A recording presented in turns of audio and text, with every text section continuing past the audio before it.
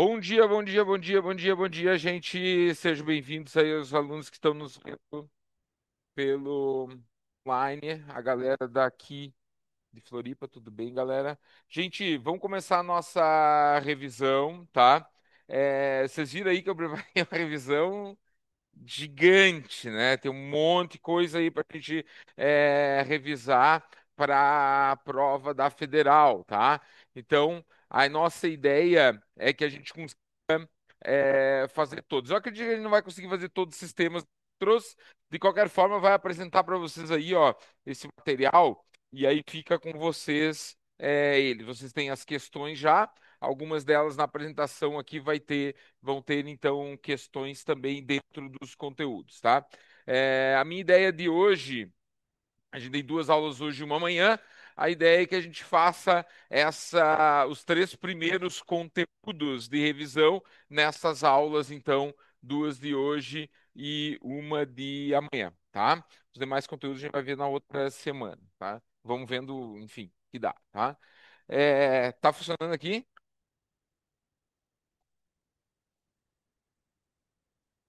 Tá. Ó, seguinte, galera. Primeira questão, tá? Primeiro ponto que a gente vai colocar, deixa eu pegar minhas canetas aqui, ó, pra gente poder ver, é um tema que é muito comum nas provas de vestibular, mas e na UFSC aparece, não aparece com a frequência grande, mas quando aparece, derruba muita gente, tá? Que é a questão que envolve as teorias geográficas, tá? Então, dentro disso aqui, ó, geografia, a base filosófica da geografia, tá? A base filosófica da geografia. Essa aqui, ó, quando aparece em prova, e daqui a pouco eu vou mostrar uma questão para vocês ali, ela vai acabar fazendo com que você tenha os candidatos às vezes se confundem um pouco na hora desses pontos. Então vamos lembrar algumas coisas. Primeira coisa é o seguinte, ó, nossa, eu peguei só as canetas no pentinho, ó. Essa questão filosófica entra dentro da teoria base da geografia, tá? E qual é a teoria base da geografia aí que a gente vai ver? Primeiro, entender isso aqui, ó. Geografia, galera, é uma ciência, tá? Então, ó, ciência que estuda a relação, ó, relação entre a humanidade versus a natureza. Tá? Sociedade, humanidade versus a natureza. Ou ainda a sociedade versus o espaço vivido.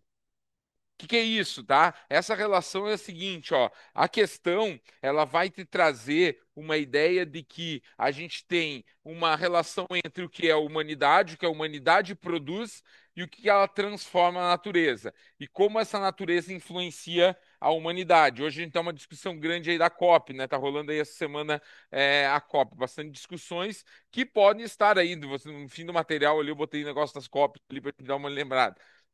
É, bastante coisa que a gente pode trazer com relação a essa questão, né? A relação natureza com humanidade, né? As transformações e a relação entre os dois. E sociedade e espaço vivido, né? Por isso que a gente acaba dividindo a geografia em duas áreas, né? A geografia física e a geografia humana, né? Geografia física e humana. A UFSC faz essa divisão também, tá? Então tu vai ter o que aqui? Humanidade versus natureza é uma relação muito próxima da geografia física. Então tu entra lá a geologia, a geomorfologia, né? A climatologia, as transformações ambientais, né? Dentro da geografia física.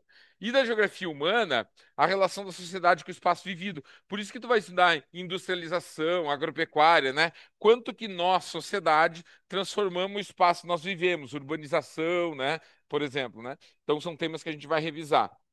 Então, essa relação de transformação. E dentro disso, dentro desta relação aqui, ó, a gente pode ter alguns pontos fundamentais. O primeiro deles, esse ponto fundamental aqui, ó, que é bastante cobrado em prova, é o chamado espaço geográfico, né? Geográfico. Lá na apresentação, lá, olha lá, ó, espaço geográfico. É o objeto de estudo da geografia, é o espaço natural modificado pelo ser humano.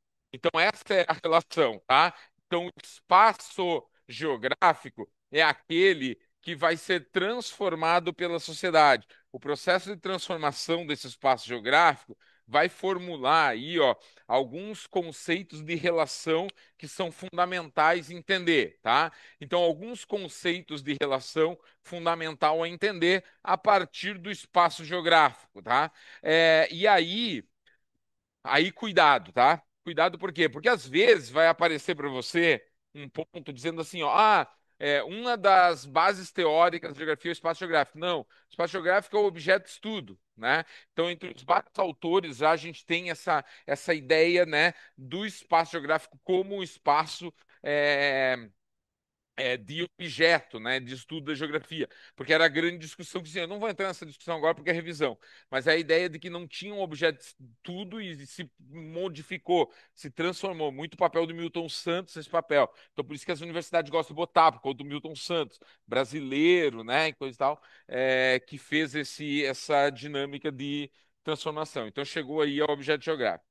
Mas dentro disso, a gente tem algumas relações importantes. A paisagem, o lugar, o território e a região. Eu vou falar de mais um aqui que não está ali, tá? Vou falar de mais um para vocês. Então vamos lá. Primeiro deles, o lugar, tá? O lugar está ali, ó. Porção do espaço geográfico onde determinado grupo social de identificação. Então, olha só, lembra de lugar. Cuidado aqui em lugar e paisagem, tá? Lugar e paisagem são dois pontos que as provas cobram galera, tá? Então vamos caracterizar esses dois. O primeiro deles, lugar. Lugar é o espaço vivido. É o espaço onde eu vivo e convivo no meu cotidiano com o espaço geográfico. É o meu espaço geográfico, tá? Espaço geográfico que individualmente eu tenho uma relação. Então, é onde eu vivo e convivo, transformo e sou transformado. Então, é dual da pessoa com esse espaço é fundamental, tá? Então a prova vai te cobrar justamente isso. Como é que é fácil para cobrar isso? Ela vai pegar lá, sei lá, um poema, daí ela mistura literatura, ela vai lá pegar um poema lá, Cecília Meirelles, Drummond, vai pegar lá o Eles Passarão e Eu Passarinho. O, como é que é? Fugiu o nome lá de Porto Alegre, eu vejo o rosto dele. Não, é o. Enfim, fugiu. Depois eu falo, de Porto Alegre, tá?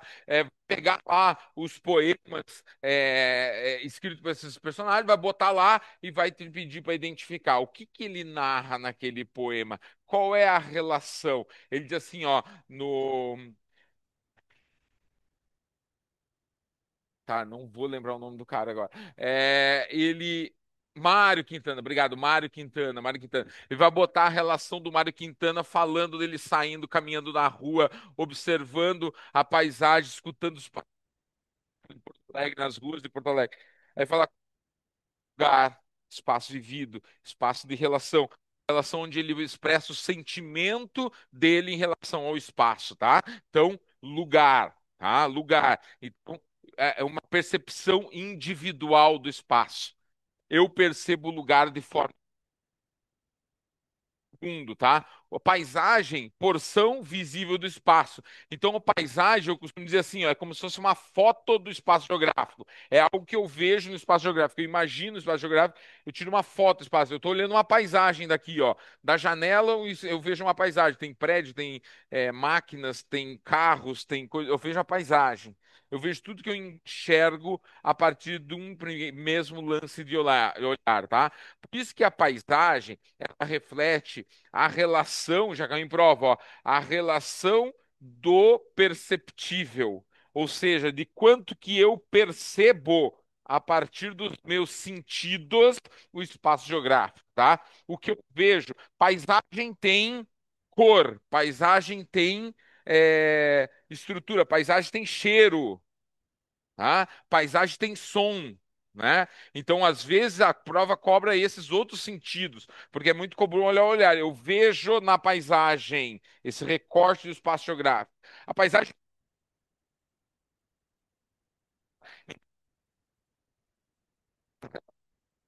paisagem, o que eu enxergo na paisagem não é hoje, não é o que foi hoje estabelecido da paisagem, mas o que historicamente está dentro desse processo de transformação da paisagem.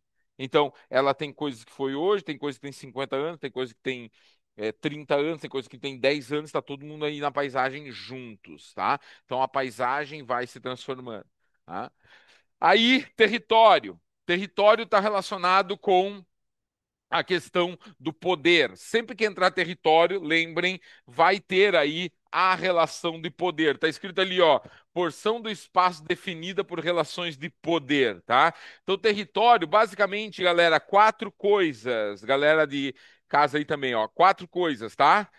Primeiro, limite fronteira. Território é delimitado. Todo território ele tem uma delimitação, tá? Então ele tem uma delimitação, ele tem uma fronteira, ele tem um limite. Esse limite ele precisa ser oficial? Precisa ser o limite do país, do estado, do município? Não. Ele pode ser o limite das ruas, ele pode ser o limite dessa sala de aula aqui, ó.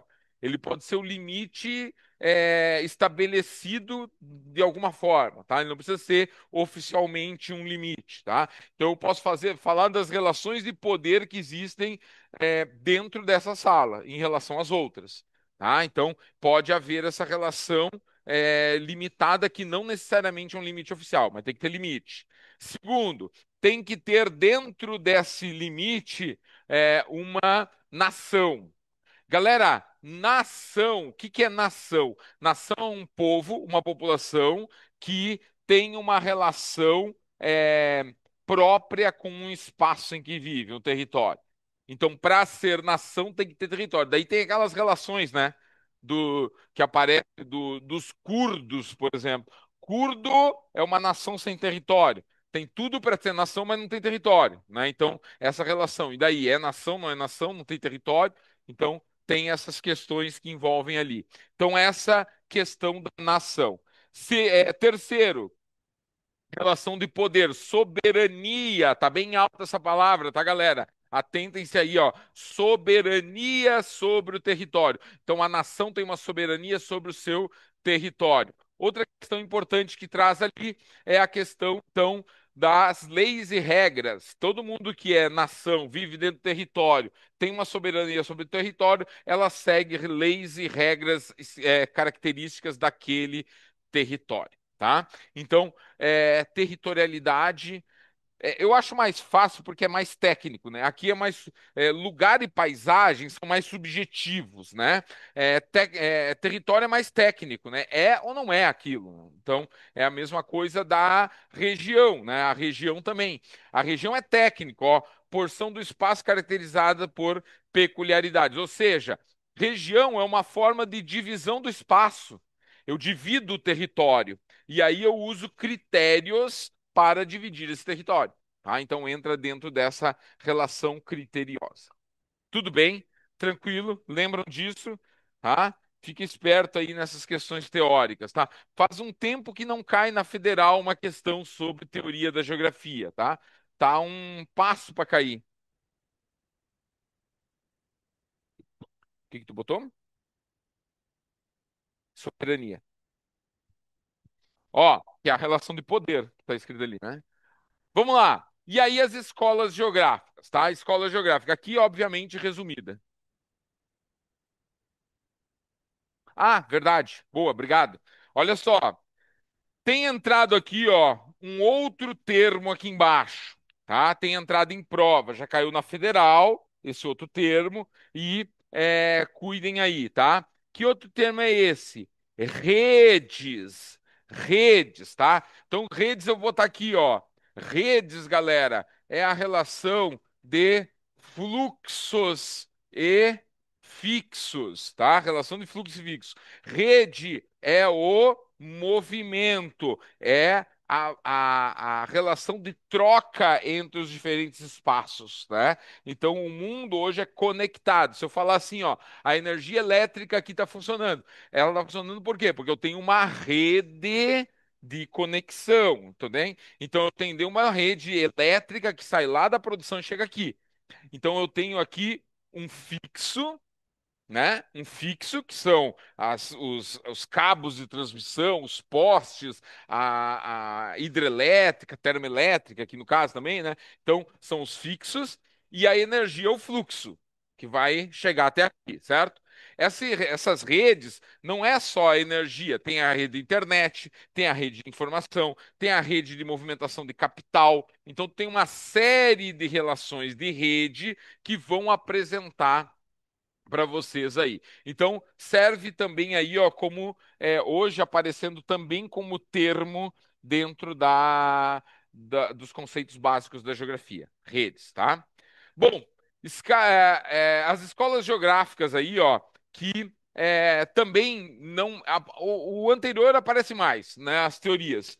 Mas as escolas, galera, lembra delas aí, tá? 19, as duas primeiras. Então, gráfico, né? Então a ideia, a escola determinista é uma escola alemã que vai a natureza determina as ações humanas. Ó, ela vai dizer o seguinte: ó, a humanidade ela só desenvolve graças à relação com a natureza. Então a natureza era a base integradora, né? Ela que definia o que acontece e o que não, né? Isso na Alemanha. Então determinismo geográfico, a natureza determina a condição de transformação do espaço. Tá? A partir do século, a partir da teoria, nasce na França um autor chamado Victor de Lablache, a geografia possibilista. Possibilista vai dizer, não, olha aqui, ó, o ser humano não são passivos diante da natureza. Não, o ser humano tem ação direta sobre o meio e ele pode transformar esse meio. Então, ó, geografia possibilista, século XIX, França, é a avó da geografia moderna, tá? Então, é a avó da geografia moderna. Então, essa geografia aqui, ó, possibilista, que vai se desenvolver, ó, o Vidal de Lablache vai dizer, ó, o ser humano pode transformar, ele pode mexer no meio, tá? Então, cuidado que quando aparece isso aí, a metade cai, tá? Quando aparece aqui em prova, metade derruba metade dos candidatos. Aí, a geografia quantitativa, essa aparece menos, tá? Essa aqui é uma geografia que foi desenvolvida nos Estados Unidos, mas que está na tua prova até hoje, tá? Uso de ferramentas matemáticas dos estudos geográficos. Então, quando tu não tinha objeto de estudo na geografia, os americanos disseram assim: deixa para nós vamos fazer esse objeto. E nós vamos botar dados, informações, números nos fenômenos geográficos para quantificá-los, tá? Então, a quantificação matemática. Por isso que às vezes tu abre a tua prova de geografia, tem um gráfico, tem uma tabela de dados, números para te analisar os fenômenos geográficos a partir de dados e números, tá? Então isso é coisa dos americanos já no século XX. E na segunda metade do século XX em diante, daí surge a geografia crítica, forte influência da sociologia e da economia na análise geográfica. A geografia é aquela que vai analisar para além do que tu vê, vai analisar a subjetividade das relações. Então, eu vou ver no espaço as relações sociais, as relações econômicas, e essa geografia crítica, galera, ela faz forte crítica ao capitalismo, a relação do capital na transformação do espaço, né? Então cai muito em prova hoje essa relação, o quanto que o capital influencia na transformação do espaço. Tem uma questão forte aí para a federal desse ano, que são as transformações espaciais que vêm acontecendo em Florianópolis, por exemplo. Nós vamos falar aqui do Federal de Santa Catarina, né? Vocês sabem que a gente comentou sobre isso, que aqui os nossos vizinhos, né? Aqui a prefeitura, eles liberaram aí a construção em Florianópolis a partir do plano diretor, liberação de construção de prédios nas praias, né?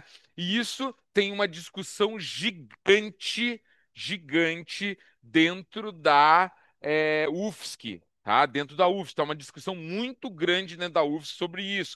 As questões na área da arquitetura, do planejamento urbano, nas áreas das discussões das transformações do espaço urbano, nas ciências humanas. Então, tem uma discussão enorme sobre isso dentro da federal. E quando tem essas discussões muito fortes dentro da federal, tem que ficar de olho na UFSC, tá? Então, é de lá que vem essa questão e aí entra disso, ó, o quanto que o capital, né, o modelo de exploração capitalista, numa questão de especulação imobiliária, querem sobrepor as questões naturais e condições é, naturais da cidade, tá? E, inclusive infraestrutura, né? Falta de infraestrutura para que isso aconteça, tá? Então, isso é uma característica da geografia crítica que pode estar na tua prova desse ano. Tranquilo aqui? Beleza? Olha só, vamos para uma. Eu desliguei aqui. Vamos para uma questão. Olha só, essa questão aqui, ó, da organização do espaço e a paisagem que materializa. Eu, isso aqui não é, eu botei errado. Tudo bem, agora não tem. Não tem. Olha aqui, ó. E a paisagem são frutos de leis, de decisões políticas só. São do espaço e a paisagem e a mata política. Estou dizendo que a paisagem é transformada, certo? Mas hoje a paisagem é transformada graças à lei. Olha a relação que a gente está fazendo aí, ó, da transformação. Eu acabei de falar para vocês. Regras e leis que foram modificadas para transformar a paisagem, tá? Daí diz assim, ó, desvendar as paisagens requer observação, percepção e investigação. Com isso, é possível apreender o espaço produzido em sobre esse conhecimento ficou, é correto afirmar que 01, a paisagem é a aparência da realidade geográfica. Olha o termo que o cara usou. É a aparência da realidade geográfica. Aqui que nossa percepção auditiva, olfativa e principalmente visual vai captar do espaço geográfico. E aí, é isso? Perfeito, é isso aqui, tá? Então, sim, a paisagem é a realidade geográfica, é aquilo que eu enxergo, é aquilo que eu vejo, é aquilo que eu ouço, é aquilo que eu sinto cheiro, é aquilo que eu toco no espaço geográfico, né? E que é transformado, né? Como a gente falou, tá? Dois, o processo de globalização da produção à maneira homogênea as frações do território iguala as paisagens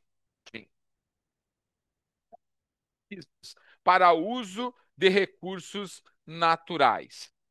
E aí, o que ele está dizendo? Ó, que o processo de que é homogêneo o mundo, aqui tu já dá para dar uma arrancada. É homogênea a globalização. Então, as frações de território são igualadas. Não, não são, né? Nem a globalização é homogênea, nem os territórios são igualados a nível mundial. Embora exista, dentro da globalização, uma homogeneização cultural, né? Isso é real, isso aí tem que levar para a prova, né? Existe uma homogeneização cultural, ou seja, eu tenho um processo de querer igualar. Eu sempre brinco com a galera e falo, né? A globalização faz nós estarmos vestindo calça jeans aqui, ó, né? A maioria de nós veste calça jeans no cotidiano. Calça jeans foi o quê? Criada aqui pelos indígenas brasileiros, né? Óbvio. Óbvio que não, né? É uma cultura que nos trouxeram de vestimenta que a gente usa, o mundo inteiro usa, né? Então, essa questão da globalização é outra coisa que tem que ficar na tua cabeça, ó. A homogeneização dos padrões globais existem, tá? Mas a paisagem não, tá? Então, se tu pegar um jovem médio coreano, japonês, chinês, brasileiro, americano, o jovem médio é muito parecido. Camiseta, calça jeans, tênis, e o smartphone na mão. Essa é a média, tá? Do jovem no mundo, tá? Quatro, na geografia industrial, o meio técnico, científico e informacional, ó, meio técnico, científico e informacional. Isso aqui é Milton Santos, galera, tá? Meio técnico, técnico, científico e informacional. É porque Milton Santos é a base da teoria do Milton Santos, a transformação do meio técnico, científico e informacional, que vai dar origem à transformação da paisagem, tá? A atual revolução automobilística dos carros elétricos é fundamental para o surgimento de novos parques tecnológicos e ecológicos. Olha que louco! Por isso que a galera, gente, entre nós aqui, né? Pessoal, fazer coisa que o pessoal de casa não está nos escutando agora, o pessoal que vem de fora. fazer a prova da federal. Mas tem uma questão que a galera odeia a prova da federal, né? Quem é de fora odeia. Alguém levanta a mão, eu também. Não, não, tu não, por favor. Olha só, por quê? Porque tu pega os itens, né? Esses itens de somatório, é como se fosse cada um é uma questão, não é? E a federal diz às vezes, agora está cada vez menos colocando isso, mas tinha uma época que ela fazia questões, onde se tu pegasse as provas mais antigas, em que cada item era um tema diferente. É um tema aleatório. Ele botava de 1 a 64, cada um tema aleatório, tá? Então, por isso que acaba ele abrangendo, tá? Olha isso aqui, ó. A geografia meio técnico científica, a revolução étnicos, fundamental para o surgimento de novos parques tecnológicos e ecológicos. O que ele está fazendo uma relação aqui? Ó, primeira coisa. Que, porque ele está falando que o meio técnico aqui, ó, atua da é fundamental para surgir novos parques tecnológicos e ecológicos. Então, não necessariamente o modelo industrial que está se vindo dos carros vão ser modelos ecológicos. E a gente já está vendo isso hoje, né?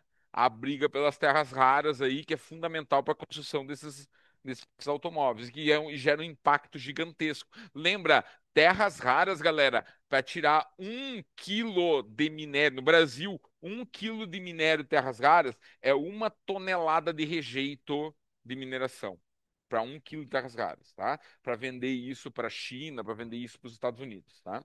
Então, o impacto é gigante. Então, não é tão ecológico assim. A fim de desconectar o capital do mercado internacional e a aceleração do fluxo de investimentos produtivos que modifica a paisagem, beneficia os lugares mais remotos do planeta, em detrimento dos centros tradicionais. Olha só, o capital está desconcentrando no mercado internacional e acelera os fluxos de investimentos produtivos. Até aí, beleza, né? Dá para, né? Modifica a paisagem e os lugares mais remotos do planeta em detrimento dos lugares centrais. É óbvio que não, né, galera? Óbvio que não. O capital ele descentraliza a produção, né? Então, se a gente entender o processo de transformação do espaço geográfico a nível global, tu vai entender que as transformações aconteceram, mas que essas transformações não aconteceram de forma a desconcentrar o sistema dominante. Então, o capital e a tecnologia continuam sendo dominados pelos países centrais, que é hoje o mais valorizado, né? Então, nem mesmo o capital financeiro, que era pós Segunda Guerra Mundial o mais valorizado, hoje é tão eles, né? Hoje é mais valorizado a tecnologia e a centralidade do capital, tá? Então, a partir dali.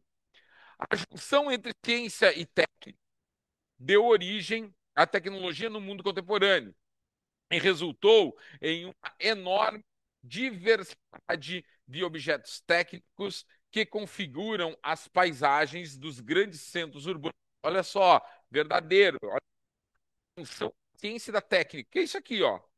Técnico científico e informacional, Milton Santos, tá? Deu origem à tecnologia do mundo contemporâneo. Sim, estão desenvolvendo essa tecnologia. Essa tecnologia luta na paisagem diversa que a gente enxerga hoje, tá? Ao mesmo tempo que você vê o cara, sei lá, pescando, né? Com um barco de pesca industrial, com alta tecnologia, com imagem via satélite, com sonar e coisa e tal, tu vê o cara com a bateira entrando no mar ali para tentar fazer um cerco de tainha, tá? Então, essas duas técnicas e tecnologias contrárias, a gente enxerga na paisagem. E se a gente enxergar para cá, para o meio urbano, tu vai ver também, né? As altas tecnologias chegando e tomando conta, né? Hoje você deve ter visto aí esse ano a sensação da tecnologia global é os robôs humanoides, né? Robôs humanoides que estão aparecendo aí para tudo que é lado, né? Inclusive chegando no Brasil já pela bagatela de R$ 250 mil um robô, tá? Que teoricamente faz as atividades domésticas. Então, olha a tecnologia chegando. É os Jetsons, né?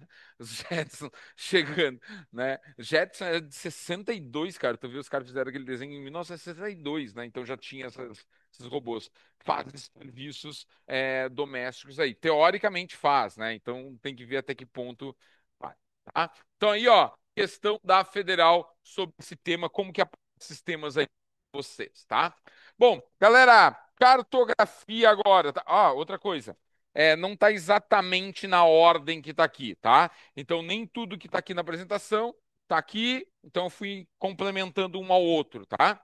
Então, aí nessa condição. Vamos lá. Então, aqui, ó, cartografia, galera, lembra, ciência e técnica e arte de elaboração de mapas, né? Então, elaboração de mapeamento. Essa cartografia, galera, é a ciência que vai produzir, tentar representar o espaço geográfico no mapa, tá? Para isso, eu vou ter que entender mapa como processo de representação, né? Então, cuida aí, a federal faz essa relação. Ela já fez uma relação na federal falando que o mapa era a realidade. Lembra, o mapa não é a realidade, é a representação cartográfica da realidade, tá? Então, aí vai ser utilizada. É muito comum nas provas da federal fazer a relação da anamorfose não, da imagem de satélite do SIGS, tá? Que é o Sistema de Informações Geográficas, tá? Então, de como eu tiro esses dados, essas informações da paisagem e coloco nesse mapeamento. A Federal gosta muito disso, chegou a ter questão só sobre isso, tá? Só sobre isso. Depois eu mostro a questão, eu também botei aqui, tá? Então, ó, imagem de satélite. E depois uma outra coisa que já caiu bastante na Federal, a anamorfose. Tá? Então, essas três relações aí, ó, bem comum na Federal de Santa Catarina. Aliás, olha só, se tu fizer uma análise de prova da Federal, tu vai ver que cartografia é um dos temas mais constantes em prova. Não é o único mais constante, tá? Mas é um dos temas mais constantes em prova. Tu vai ver, tinha no passado, tinha no retrasado, tinha o ano anterior, né? Aí acho que 21 falhou, não teve cartografia, mas 20 teve, 19 teve. Então, cartografia é tema que recorre na prova, tá? Então, praticamente todo ano tem cartografia na prova da federal, tá? Então aí, ó, a anamorfose é aquela representação distorcida do espaço para representar então um número, né? Também bastante comum cair na prova da federal, tá? Aliás, faz um tempinho que não cai, né? Vai que, né? Então vamos ver aí se vai aparecer. Onde é que tá? Vamos ver se eu tenho que vir mais para cá para ele passar. E aí, travou?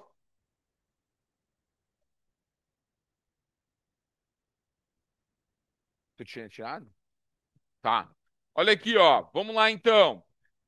Coordenada geográfica, outra coisa que aparece aí para vocês, tá? Relembrando, coordenada geográfica, a relação de orientação espacial no, no planeta, né? Então, uma relação entre linhas imaginárias traçadas por nós para que a gente consiga, então, observar e identificar os pontos no planeta. São traçados a partir dos paralelos dos meridianos, né? Então, volta ali, deixa eu voltar. Aqui. São traçados a partir dos paralelos e meridianos. Então, paralelos são linhas, círculos, na verdade, né? Paralelos são círculos paralelos à linha do Equador, círculos concêntricos, se olhar do Polo Norte, né? Então, ou do Polo Sul. Então, são concêntricos, com o maior deles a linha do Equador. Dão a volta no planeta todo, são formados aí distribuídos a partir do Equador, que é 0 graus de latitude, sendo o mais distante dele o ponto do Polo Norte e do Polo Sul. Então, que está a 90 graus do Equador. Ele também é um paralelo. Lembra dos paralelos notáveis que a prova gosta de cobrar, tá? Então, paralelos, vou anotar aqui paralelos notáveis, né? Vai que, né? Olha aqui, ó. Paralelos notáveis. Quais são eles? Vamos lá. Então, ó, Equador, linha do Equador, 0 grau de latitude. Aí tu vai ter os trópicos, tá? Então tu vai ter os trópicos de Capricórnio, 23 graus. 27 minutos e latitude sul. E tu vai ter o Trópico de Câncer, né? 23 graus, 27 minutos norte, tá? De latitude. Aí tu vai ter os círculos polares, círculos polares, Antártico, tá? 66 graus, 33 minutos para sul e o Ártico, 66 graus, 33 minutos para norte. E daí tu vai ter os polos. Polos. Norte, 90 graus norte e o polo sul, 90 graus sul, tá? Paralelos notáveis, então, tá? Esses paralelos é importante que você lembre desses dados que são nos números, né, das latitudes e longitudes apresentados aí, porque eles são cobrados de você, tá? Então eles são cobrados porque vai aparecer questões que eles simplesmente falam vai dizer lá, sei lá, tá? Vou estudar, a gente tem ali o movimento dos planetas também, né? Vai dizer assim, o Joãozinho estava caminhando na latitude de 23 graus, 27 minutos sul, no dia 21 de dezembro, ao meio-dia. O que ele está dizendo com isso? Ele está dizendo que o Sol estava exatamente em cima do Joãozinho, né? Porque o Joãozinho estava sob o Trópico de Capricórnio no dia 21 de dezembro, quando é o solstício de verão para o hemisfério sul, e o Sol está exatamente em cima desse ponto.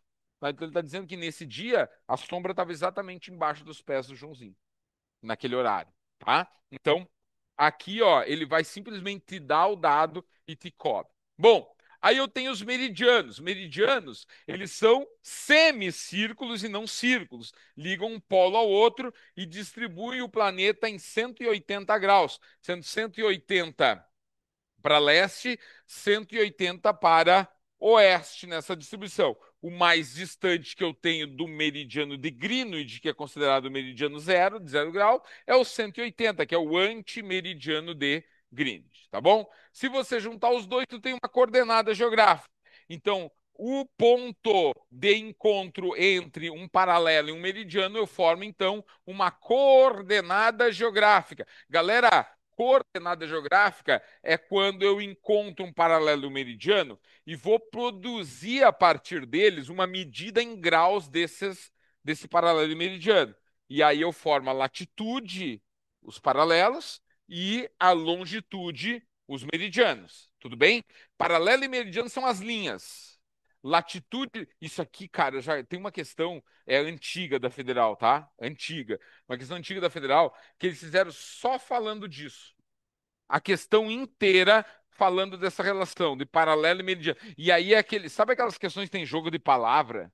Aquelas, um paralelo é isso, aquilo, latitude é aquilo, aquele, daí na outra mudava. Latitude e longitude, na outra ia mudando. Então, tem uma relação, uma questão antiga que fala isso. Não, eu acho que não é questão que poderia estar na prova da Federal desse ano, tá? Acho que não, tá? Mas enfim, tá? Então aqui, ó, latitude, a relação de medida da distância em graus que um paralelo tem do paralelo principal, que é o Equador, tá? Então é a latitude. Lembra de uma coisa, federal, tá? Federal, isso aqui, já caiu no federal. Então, assim, ó, a frase é a medida de uma latitude, ela é feita a partir da distância em graus que um paralelo qualquer está da linha do Equador, abrindo uma angulação sobre um meridiano. Olha que louco, tá? Para pegar, para quem faz aquela relação simples, meridiano é longitude, paralelo é latitude, para quem faz essa relação simples, né? Então veja bem, se eu tenho aqui, ó, na ponta da minha caneta laranja aqui, ó. Se eu tenho aqui o Equador e eu tenho aqui na ponta da caneta preta um paralelo qualquer, para eu abrir esse ângulo, eu não abri sobre esse meridiano aqui, então é real. Para abrir a angulação, para saber a distância do Equador para um paralelo qualquer, eu abro um ângulo sobre um arco de meridiano. tá? E aí eu vejo essa distância. A distância daqui até aqui abre esse ângulo que mede esta linha para esta linha. É o que mostra aqui nesse desenho, tá? Então ele abre aqui, ó, um paralelo. A mesma coisa vai acontecer na longitude, só que na longitude eu vou abrir um ângulo aqui, ó, do 0 grau sobre a linha do Equador. Eu vou abrir o ângulo sobre a linha do Equador para ver a distância do meridiano de Greenwich, que é esse meridiano aqui, para um meridiano qualquer do planeta, tá? Então, sempre faz esta relação de latitude e longitude. Tranquilo? Beleza? Bom, olha só, não precisa, obviamente, aqui, ó, embora caia em prova, tá? Pode, não é que caia, pode cair, já caiu, fazer o apontamento aí da latitude e longitude, tá? Fica ligado nisso. Pode aparecer. Então, identifica a latitude e longitude do ponto A no mapa. Pode aparecer. Eu acho que não está na prova, tá? Não vai cair na prova. A Federal não vai perder uma questão ainda mais esse ano, que a gente já perdeu mais uma questão, né? Então já perdemos mais questões por causa das questões. Ah, não, não, não, não, não perdemos, não. Eu estou falando da UDESC aqui. A UDESC nós perdemos questão. Tá? A geografia perdeu mais questão na UDESC. Geografia e história na UDESC. Alguém vai fazer o UDESC aí? A galera vai fazer o UDESC. Perdeu a questão. Tem menos questão de geografia e história, porque agora vai ter filosofia e sociologia junto na prova, tá? Eles se ferraram. Olha aqui, ó. Tá, vai cair filosofia e sociologia na prova. Tô brincando, galera. Tem que estudar, tá? Então, vai cair lá também, tá? Então, é isso. Não foi aqui. De qualquer forma, com a redução do número de questões, hoje tu tem em torno de 7 questões de geografia na federal, 7, 8 às vezes. Tem muita na prova de humanas da federal. Então, tem pouca. Difícil que ele vai te colocar uma questão para te identificar os pontos, né? Coordenada geográfica. Não, o cara não vai fazer isso, tá? Embora, né, de examinador de prova, tu sabe que é que nem fralda de bebê, não sabe o que tá, que vai sair dali, tá? Então, aqui, ó, o desenho montando aí essa relação de ponto, né? Então, o ponto A, por exemplo, uma relação de longitude e latitude, tu identifica o ponto A, né? Então, essa relação aqui. Embora, como eu te falei, eu acho difícil que isso caia em prova hoje, tá? Isso aqui é uma outra coisa que eu quero relembrar com vocês, porque é uma coisa da cartografia faz tempo também que não cai na prova da federal, já caiu em itens. E daí, o problema é que não era nem um cálculo, que é um cálculo fácil, mas a teoria, né, do que é uma antípoda, tá? Então, antípoda, galera, lembra que é o ponto diretamente oposto na superfície da Terra. Então, exatamente oposto ao ponto que você está. Nós estamos aqui, ó, cada um de nós está num ponto do planeta, certo? Onde eu tenho uma latitude e uma longitude aqui. Qual é o ponto exatamente contrário do planeta de onde a gente está? Então, isso é feito a partir de um cálculo, né? Que é um cálculo simples, na verdade, ó, se você olhar. Então, uma latitude de 40 graus sul, a antípoda dela vai ser 40 graus norte. Então, latitude está tranquilo, só muda o hemisfério. A longitude é que tu vai ter que diminuir de 180. Então, a longitude, o seu ponto de antípoda é 120, 60 graus oeste, é 120 leste. Então, o que que tu vai fazer? 180 graus de longitude menos a longitude que você está calculando. De onde é que sai isso da antípoda, tá? Então sai assim, ó, da longitude, tá? Aqui tu tem Greenwich, tá? Eu tô aqui, ó, 60 graus para oeste, tá? 60 graus para oeste. A minha antípoda, ela tá aqui, ó. É aqui que eu quero saber qual é o número, tá? Então, como é que eu vou fazer esse número? Eu sei que se aqui é 180, ó, 180 graus, por semelhança de ângulo, esse ângulo é igual a esse, não é? Então, se esse ângulo é igual a esse, aqui eu tenho 60 graus. Então, eu tenho que pegar 180 menos 60. Diminui 60, eu sei quanto é. Então, eu tenho 120 graus e é o hemisfério contrário. Então, 120 no leste, tá? Então, é o contrário do cálculo antípoda, tá? Pode cair? Pode. Pode pegar um item lá, 64. O ponto que tem latitude tal e longitude tal tem uma antípoda com tal valor. E aí, como é que tu vai saber? Tem que fazer esse cálculo aqui para descobrir se é real, tá? Se é real ali. Claro, dá para fazer de cabeça, né, galera? Prefiro anotar, vai na hora da prova, né? Ô, professor, preciso fazer o cálculo ali, né? Faz, tá? Melhor, mais garantido, tá? Então faz lá. Ó, vamos lá, pro próximo. Aqui, ó, aqui é antípoda ainda, tá? Então o ponto da antípoda, o ponto contrário, né?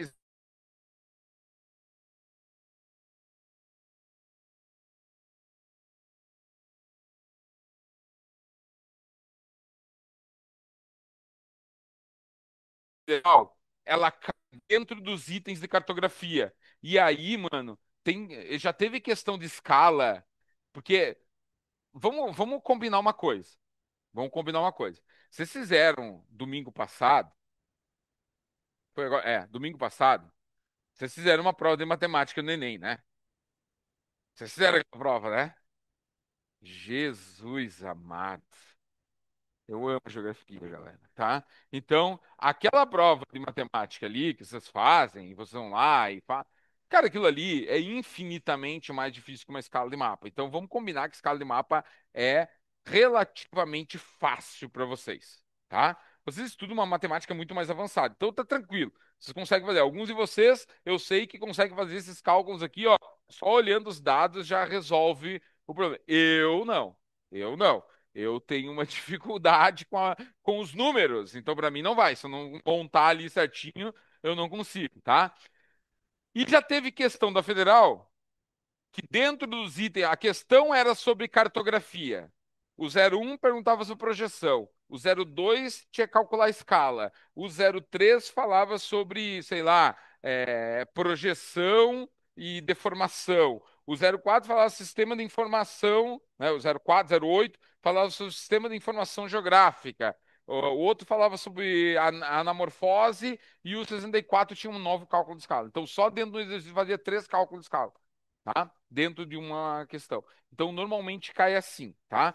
Lembra de uma coisa: a escala pode ser numérica ou gráfica. Normalmente a federal, ela vai te dar a escala numérica, tá? Dificilmente ela vai te dar a escala gráfica, porque primeiro tu não tem como medir, levar régua para prova, tu não vai medir, né? A não ser que ele te dê o desenho de um mapa e te identifique a escala como sendo cada equivale a uma medida. Lá, daí, ó, cada seção na escala equivale a um ou a 2 centímetros, ele vai te falar, tá? Então, se ele fizer isso, tudo bem, tá? Mas, provável que na prova caia isso aqui, ó. Tá? Então, como é que vai cair? A escala numérica, uma relação matemática, né? Então, uma relação matemática entre a realidade e a observação na realidade, né? Então, tu vai ter aí uma relação de. Tu quer tirar a foto? Eu voltei lá. Foi? Ó, então, uma relação entre o real e o desenho. Quando tem uma relação matemática de proporcionalidade, ali, uma razão matemática, que ali, na verdade, é um por alguma coisa. Então, um no desenho quanto na realidade, né? Então, 1 centímetro no desenho, por exemplo, primeiro mapa, 1 por 60 milhões. 1 centímetro no desenho são 60 milhões de centímetros na realidade, tá? Então, essa é a relação que tu tem ali.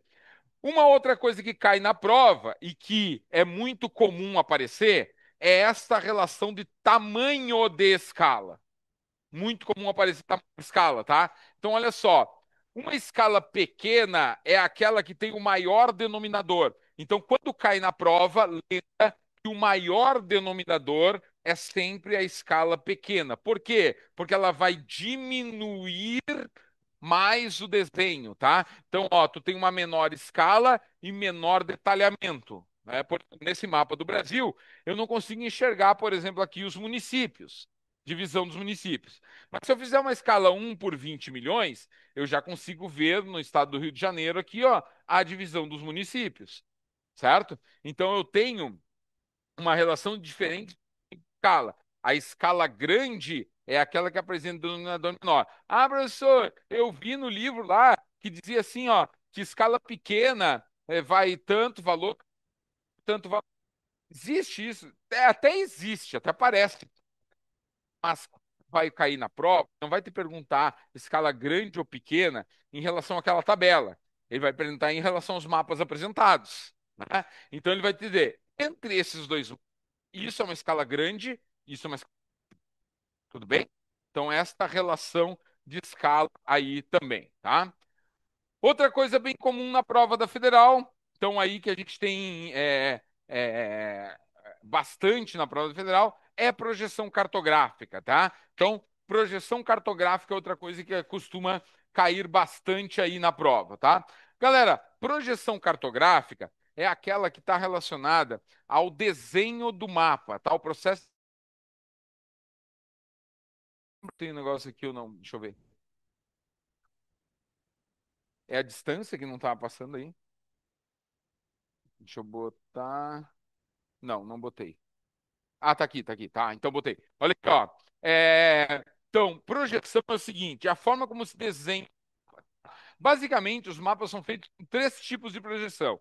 Na verdade, são mais, tá? Mas esses aqui são os principais e que vão cair na tua prova, tá? Então vamos lá. Primeira, cilíndrica. Vai pegar o planeta dentro de um cilindro, vai projetar o planeta no cilindro e tu abre esse cilindro. O que que eu tenho que lembrar dessa projeção? Lembra o seguinte, ó. Toda projeção cilíndrica vai apresentar paralelos e meridianos em linhas retas. Toda vez que eu encontro isso aqui, ó, paralelos e meridianos, formando ângulos de 90 graus entre eles, eu tenho uma projeção cilíndrica, não tenha dúvida, sem medo de ser. Vai lá e marca, tá? Cilíndrica, paralelo e meridiano em linha reta. Essa projeção cilíndrica, ela vai fazer com que o globo dentro do cilindro, se você olhar essa projeção aqui, ó, tu vai ver que ele vai tocar as Equador, ele vai tocar na projeção. Então, quando ele toca na projeção, ele tem uma menor deformação. Quanto mais distante do Equador, eu vou ter que pegar o planeta e abrir ele assim para chegar na projeção, né? Eu tenho o cilindro aqui, então eu vou pegar ele e vou fazer isso aqui, ó. Vou abrir, tá? Quando eu vou ampliar essa projeção, a deformação vai ser maior. Então, quer dizer, na projeção cilíndrica, paralelo e meridiano, linhas retas. E quanto mais distante do Equador, maior é a deformação do mapa. Lembra disso? Não existe mapa sem deformação, tá? Todo o mapa está errado, sem exceção nenhuma. Nem imagem satélite, nada. Todos os mapas têm deformação. Claro que uns são mais deformados que outros, né? Então, mas todo mapa tem deformação. Não tem como eu projetar algo relativamente esférico, que é o planeta, num plano sem deformar, tá? Então, esse é o grande gargalo da cartografia. Eu consegui projetar no plano com menor deformação, tá? Então, aí o mapa. Então, aqui, ó, a cilíndrica, menor deformação perto do Equador, maior deformação distante do Equador. Segunda, cônica. A cônica eu coloco um cone sobre o planeta e eu vou projetar esse planeta no cone, tá? Então eu projeto ele. Bom, tocar nesse caso do cone polar aqui, né, que ele vai entrar pelo polo, ó, que ele vai entrar aqui pelo polo, ele vai tocar em latitudes médias, tá? Então quando ele toca em latitude média tem menor deformação. Baixa latitude e alta latitude são mais deformados, lembra disso, tá?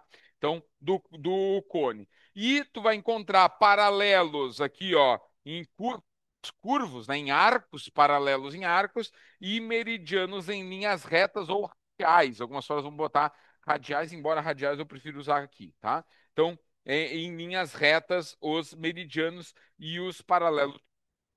Tudo bem? Bom, aí eu tenho isso aqui, ó, a projeção plana. A mais comum é essa aí, ó, plana polar. Plana polar, eu boto um plano sobre o planeta, projeto ele na plana polar. Lembra que a plana polar eu vou ter paralelos circulares, né? Paralelos em círculos e meridianos radiais, tá? Então, meridianos em forma de raio, paralelos em forma de círculo.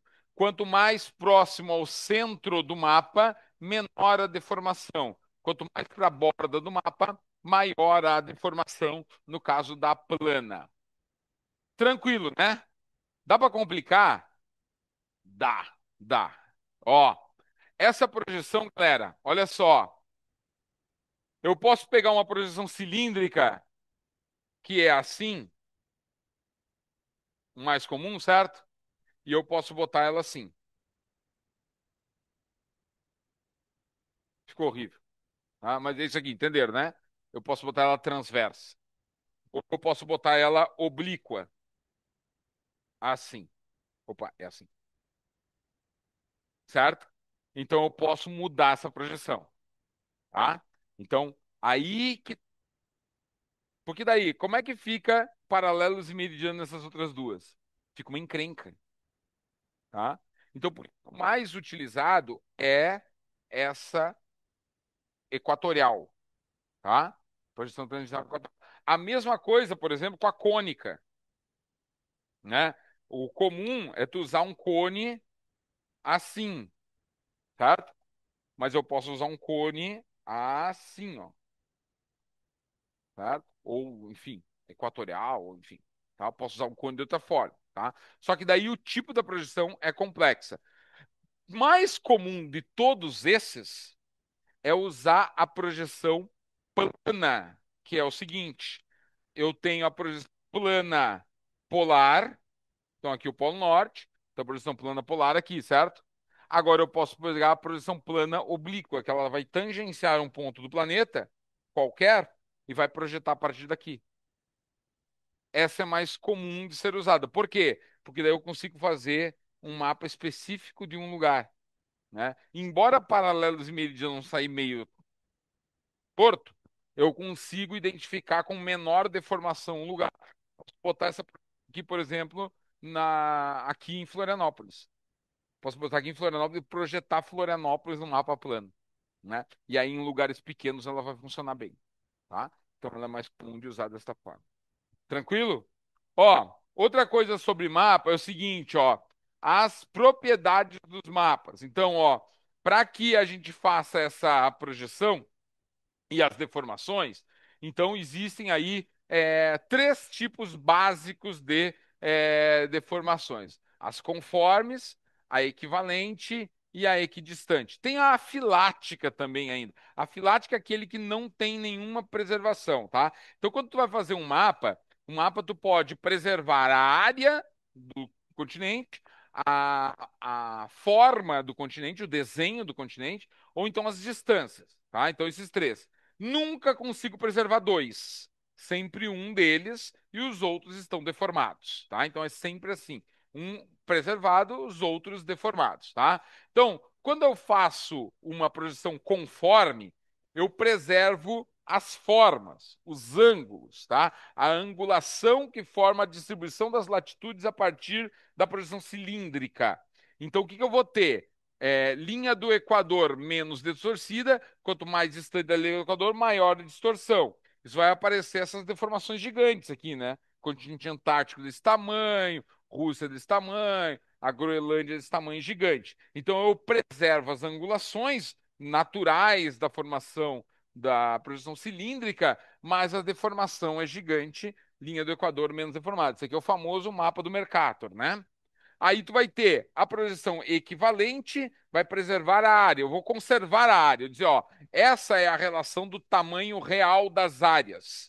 Mas aí o ângulo está errado. Como é que eu faço para isso aqui? Eu vou ter que diminuir essas angulações aqui, ó, que foram projetadas na cilíndrica tradicional. Então eu vou diminuir essas angulações, eu vou mexer no ângulo para preservar a área. Mas daí os ângulos, as formas, né, e as distâncias estão erradas. A única que consegue preservar de forma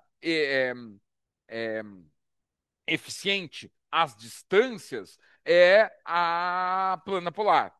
Então eu preservo ali as distâncias, elas são equidistantes.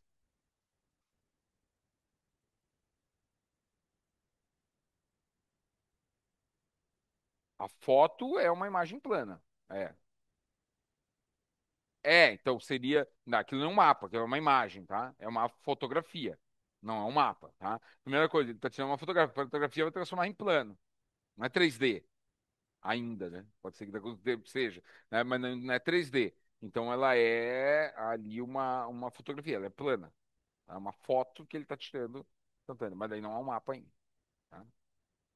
Olha aqui, ó. Então, equidistante preserva as distâncias, tá? Então, preserva as distâncias, mas forma e área estão equivocadas, tá? A afilática é aquela que não vai preservar nem área, nem distâncias, nem angulações. Não preserva nada. Aí diz, ah, mas por que serve essa merda então, professor? Serve por quê? Porque se tu pegar a projeção afilática, a maior parte dos mapas mundis que a gente tem hoje usados aí no nosso cotidiano são afiláticos, né? Que eles pegam esse mapa aqui, ó, por exemplo, e vão diminuir a distorção, tentando fazer de forma é, mecânica, né? Então eles fazem manual esse processo de diminuir a distorção. E aí eles acabam distorcendo a distância, a área e a forma. Mas visualmente ele fica mais bonitinho, mais vendável, né? O mapa ele fica visualmente mais bonito, mas ele está completamente errado, tá? Então chama-se afilática, tá? Aí as duas projeções campeãs da prova da Federal, Peters e Mercator, tá? Lembra aqui, ó, projeção de Mercator, galera, é aquela projeção que preserva é, as as angulações, mas as áreas e as distâncias distorcidas. Então, preserva os ângulos, né? As formas, né? Então, as formas são preservadas. Então, veja bem, é aquela projeção que foi feita no século XVI, Gerhard Mercator, é uma projeção que aparece aí como sendo eurocêntrica, a prova coloca, porque a ideia que nós temos hoje, até hoje, nós somos doutrinados a ver América, Europa, África, Ásia e Oceania, né? Então, essa imagem que a gente tem hoje é por causa desse cara aqui, tá? Por causa dessa projeção que ele botou a Europa no centro do mapa. Como a Europa era a grande potência do mundo na época das grandes navegações, ele bota a Europa no centro do mundo e ele faz uma Europa distorcida, né? Então com uma área distorcida. Então a Europa parece muito maior do que ela é realmente, tá? Do outro lado, tem uma projeção do Peters. O Peters faz o seguinte: ele diz, Peters já é uma projeção do século XX, o Arno Peters é alemão. Ele vai dizer o seguinte: ó, a gente precisa tirar essa ideia central da Europa do centro do mapa. Então ele faz uma projeção aqui, ó, equivalente. Então ele diminui essa relação das formas, né? Então ele distorce a forma e preserva a área. Então o mapa aparece um mapa meio repuxado, né? A forma está equivocada, mas a área tem uma relação. Então essa é a verdadeira relação da área da Europa com a África, por exemplo. Olha a diferença aqui, ó, a relação. Olha a diferença do tamanho da Groenlândia para a África do Sul. Olha realmente qual é a área, né, delas. Então, aí ele preserva a área, tá? Inclusive, para tirar a Europa do centro do mundo, o Peters pede que o mapa dele seja pintado com o sul virado para cima e o norte. Já caiu na federal uma questão só sobre isso. O mapa do Peters com o sul virado para cima. Funcionou, tá? Não somos tão doutrinados que não pegou esse processo, tá? Mas que pode acontecer aí de aparecer. Olha só, questão que já caiu em prova dizendo assim, ó, na hora de confeccionar o seu objeto de estudo, imprime nele não a projeção, mas as suas ideologias geopolíticas. Verdadeiro, né? Então, nesses dois mapas é real. Tu vê, é um mapa eurocêntrico por questões geopolíticas apresentado pelo Mercator. E o Peters também querendo tirar essa eurocentricidade, né, do mapa. Tá? Então, aí, os dois mapas mais comuns em provas, tá? Outra coisa que aparece seguido na prova federal é isso aqui, ó, sistemas de informação geográfica. Galera, o sistema de informação geográfica é aquele sistema que é utilizado mais moderno para fazer um mapa. Então, como é que ele funciona? Os SIGs são sistemas de captação de dados e informações, tá? Ele faz essa relação, ó. Então, tu tem o espaço geográfico com um conjunto de dados que são informações generalizadas que vão entrar numa entrada das informações num sistema gerenciamento das informações, então gerencia as informações, faz a análise e o envio dessas informações para um processamento de informações. Então, vai um sistema computacional de processamento de informações. A partir daí, os dados vão ser utilizados, já compilados, organizados, né, analisados, eles vão ser utilizados para tomada de decisão. Então, o usuário do sistema vai poder usar o dado, né, para fazer e tomar a decisão e ser aplicada essa decisão no cotidiano. Então, como, por exemplo, eu posso pegar imagem de satélite e formar dados sobre Florianópolis. Eu pego imagens de satélites de 2000 até 2025, uma de cada ano da área de Florianópolis. Então, eu vejo para onde a cidade está crescendo, como que ela está modificando, qual o espaço geográfico está modificando mais, está modificando menos, e eu posso tomar decisões em relação a isso. Aonde que a prefeitura pode fazer maior ou menor investimento dentro desse processo. Então, isso funciona através do ciclo da informação geográfica, através do SIG, Sistemas de Informações Geográficas, tá? Ele vai aparecer muito na relação do que a gente chama de sensoriamento remoto. Tá? Sensoriamento remoto é sensoriar a distância, observar a distância. É o que a gente vê em relação a.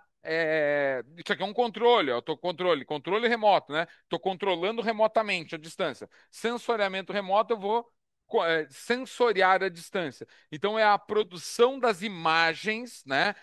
À distância. No início, só para te lembrar, tá?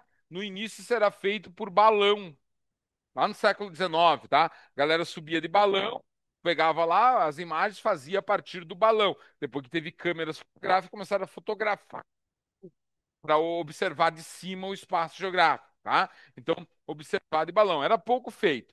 No século XX, com o surgimento do airplane, né, e o avião, então tu começa a utilizar.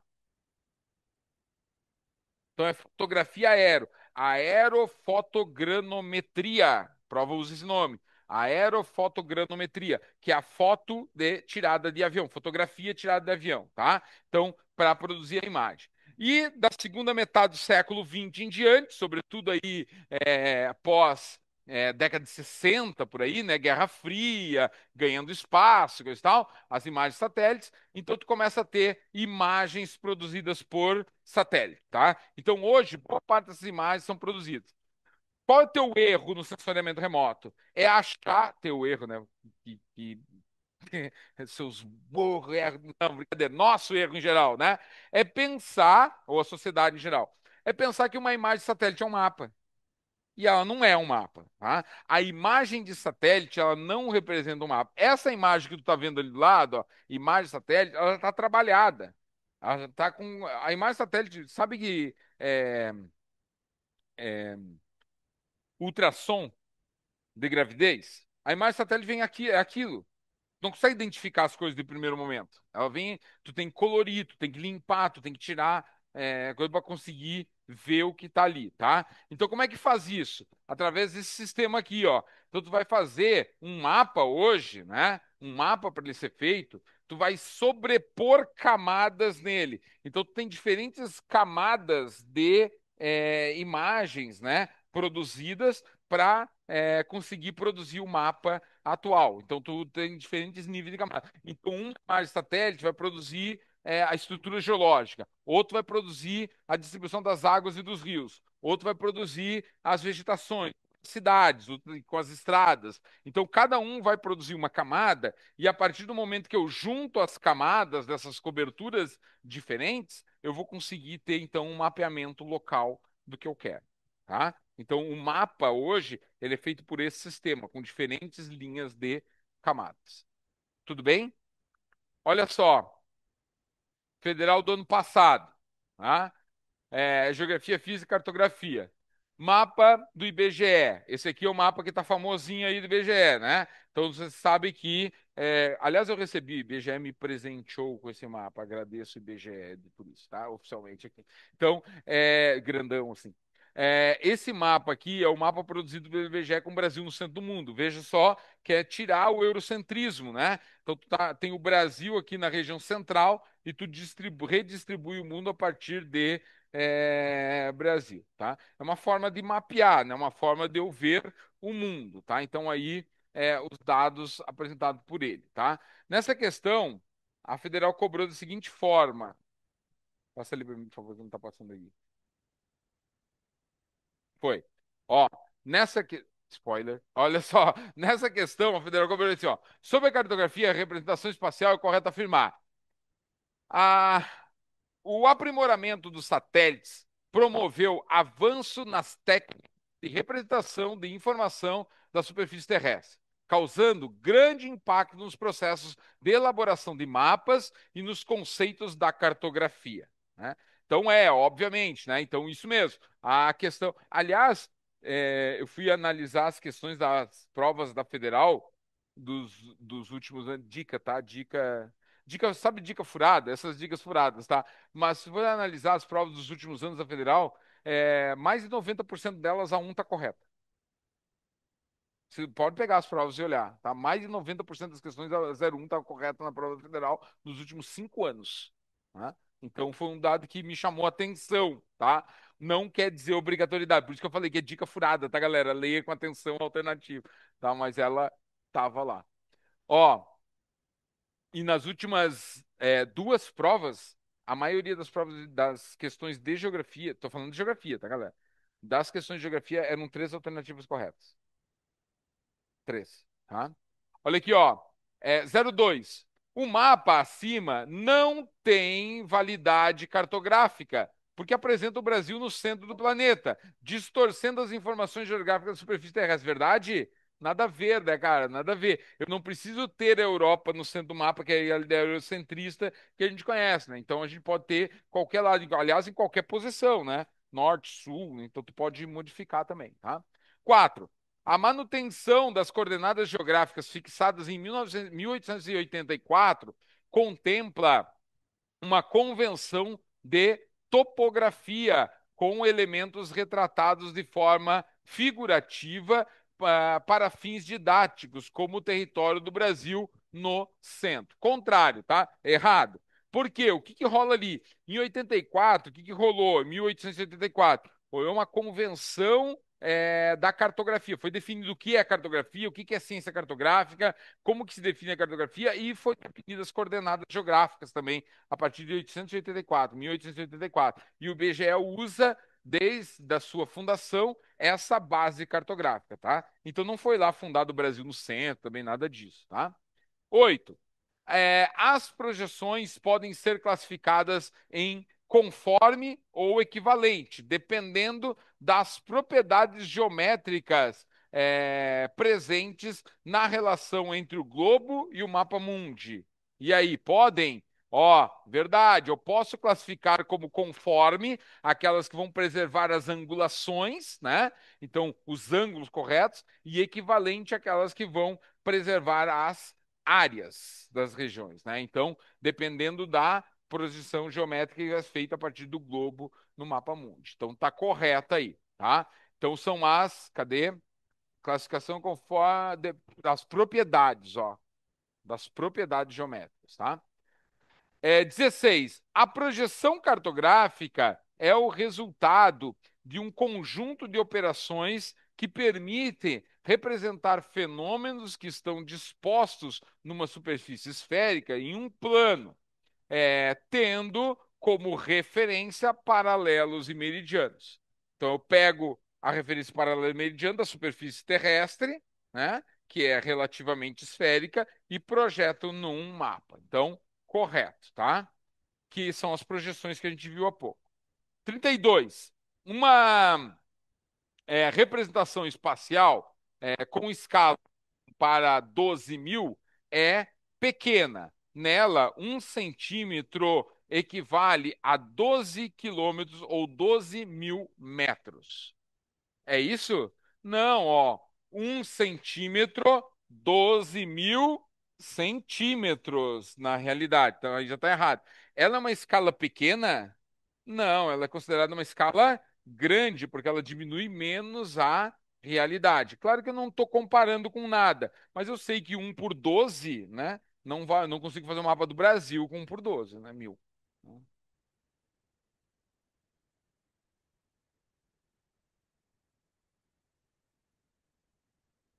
Não, não lembro.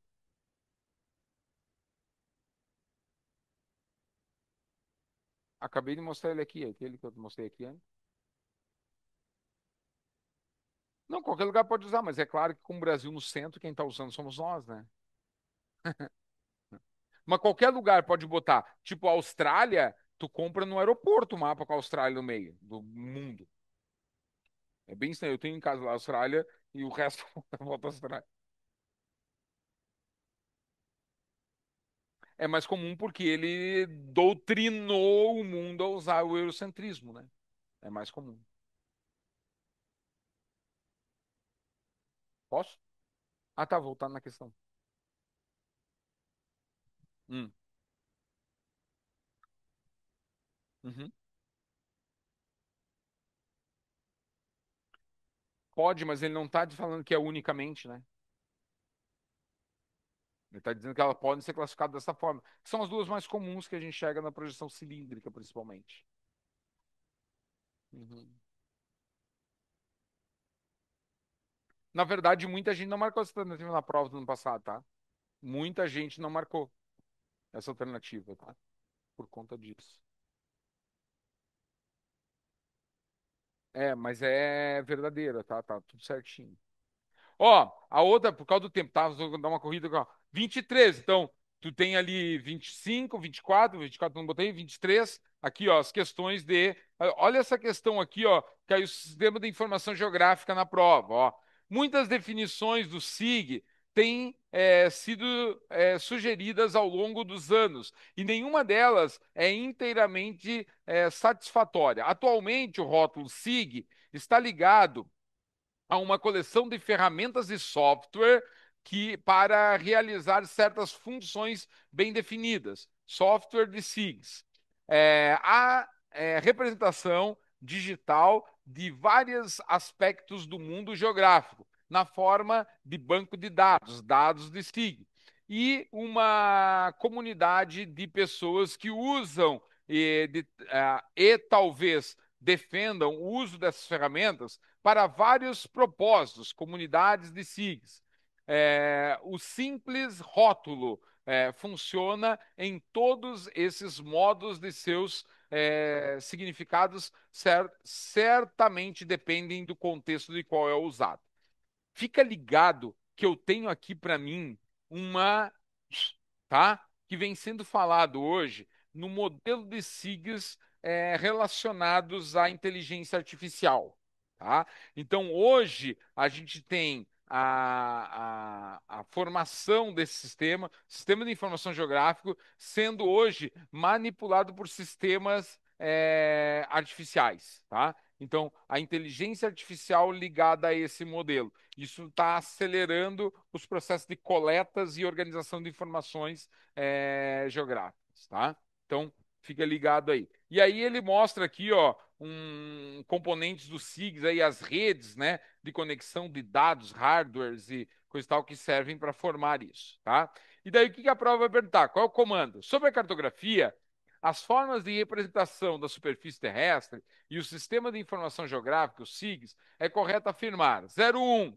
Os mapas podem representar em diferentes escalas os fenômenos sociais e naturais em sua diversidade, quantidade e quantitativa e qualitativa por meio de pontos, linhas ou áreas, dependendo da forma como se manifestam no espaço geográfico. Tá? Então, é a representação, tá tudo ok. Eu pego o espaço geográfico, vou representar condições sociais, naturais, tá? E eu posso representar isso em questão de linhas, de gráficos, de cores, né? Podia botar ali cores também, formas geométricas. Então, eu posso usar esses símbolos para representar o mapa. Ok.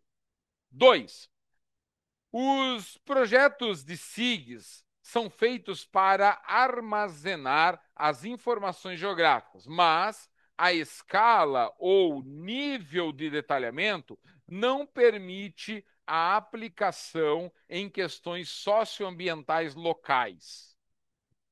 Não permite? Nada a ver, né? Lógico que permite. Eu posso usar tanto global quanto local, né? Então eu posso usar dados de forma local ou global aí nesse processo. Ih, meu tempo. 04. A perspectiva contemporânea da geografia se apropriaram rapidamente das tecnologias dos SIGs. A exemplo da projeção cartográfica, feito com esse recurso por Mercator. Pensou um Mercator usando SIG, sistema de software para fazer o mapa do Mercator, né? Então, não, nada a ver, né? 8. O desenvolvimento dos computadores, das imagens satélites, do sistema de posicionamento global, GPS, impulsiona a aplicação do SIG nas últimas décadas. Ó, correto, né? Então, a técnica avança, avança também o sistema de informação geográfica que se tem. Tá? 16. Os satélites foram superados pela utilização de drones dos SIGs, uma vez que o software utilizados nesse sistema dispensam os sensores ativos e passivos. Ativos e passivos são os dois tipos de satélites que tem, tá? Ativo é aquele que vai emitir uma onda e vai receber ela de volta e desenhar a superfície da Terra, e o passivo é aquela que vai receber a partir da irradiação da superfície terrestre, tá?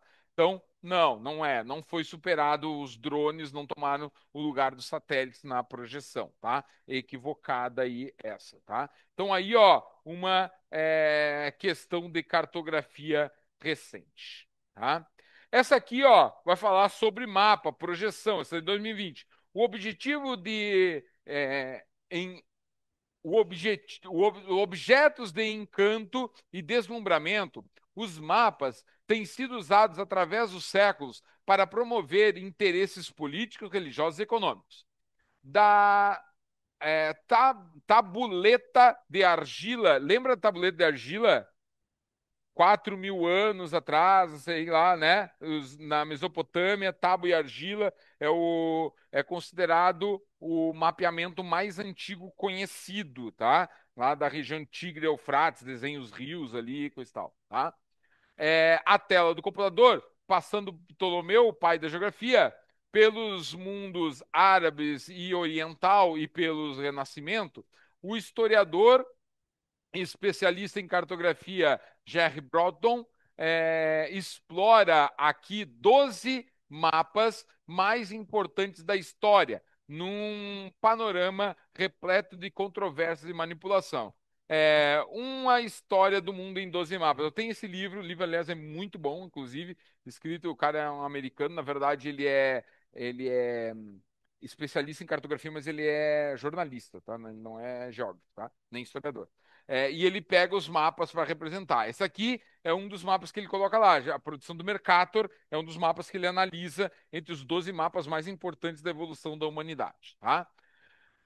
O texto e a figura acima abordam a cartografia. Sobre ela é correto afirmar que, 01, os mapas registram padrões de pensamentos ligados ao contexto da sua criação e revelam a influência desses padrões sobre a maneira como vemos o mundo.